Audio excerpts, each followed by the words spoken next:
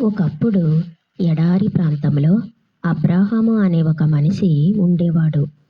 అతను సాధారణ మనిషే, కానీ అతని హృదయం మాత్రం దేవునిపై పూర్తి విశ్వాసంతో నిండిపోయింది. ఒకరోజు దేవుడు అతనిని పిలిచాడు. నీ దేశం, నీ కుటుంబం అన్నీ వదిలి నేను చూపించే దేశానికి వెళ్ళమని చెప్పాడు. అది సులభం కాదు. తెలియని ప్రదేశం, తెలియని భవిష్యత్తు. కానీ అబ్రహాము ఒక్కసారి కూడా సందేహం పడలేదు. దేవుడు చెప్పాడు అంటే అదే సరైన మార్గం అని నమ్మాడు. అలా ఆయన చెప్పిన మాటకు అబ్రహాము లోబడి ముందుకి సాగిపోయేవాడు. అలా తన ప్రయాణం మొదలయ్యింది. కొన్ని రోజులు గడిచాయి, సంవత్సరములు గడిచాయి. దేవుడు అతనికి ఒక గొప్ప వాగ్దానం ఇచ్చాడు. నీ సంతానం ఆకాశంలోని నక్షత్రములంతగా ఉంటుంది. కానీ అబ్రహాము వృద్ధుడు.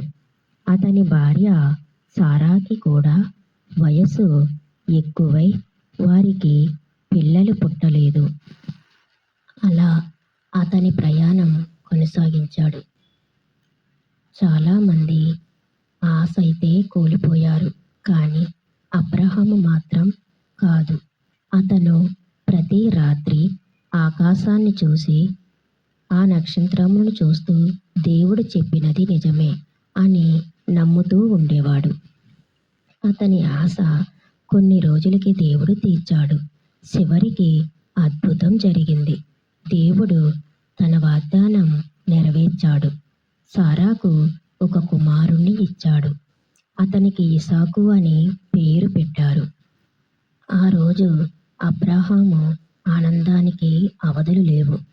కానీ కథ అక్కడితో ముగియలేదు. ఒకరోజు దేవుడు అతనిని పరీక్షించాడు. నీ కుమారుడు ఇసాకును నా కోసం అర్పించు. అది అతని హృదయాన్ని బాగా బాధించింది. కానీ అతను దేవునిపై విశ్వాసాన్ని వదలలేదు. దేవుడు తప్పు చెయ్యడు అని నమ్మాడు.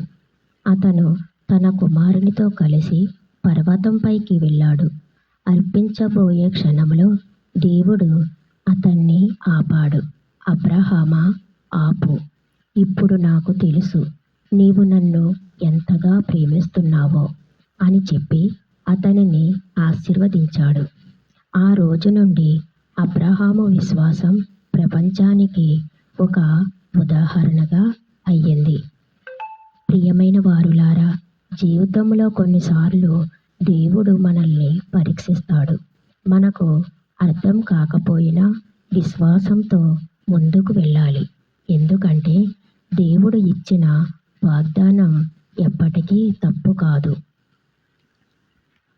అందుకే మనమందరం కూడా దేవునిపై నమ్మకం ఉంచి ముందుకు సాగిపోదాం.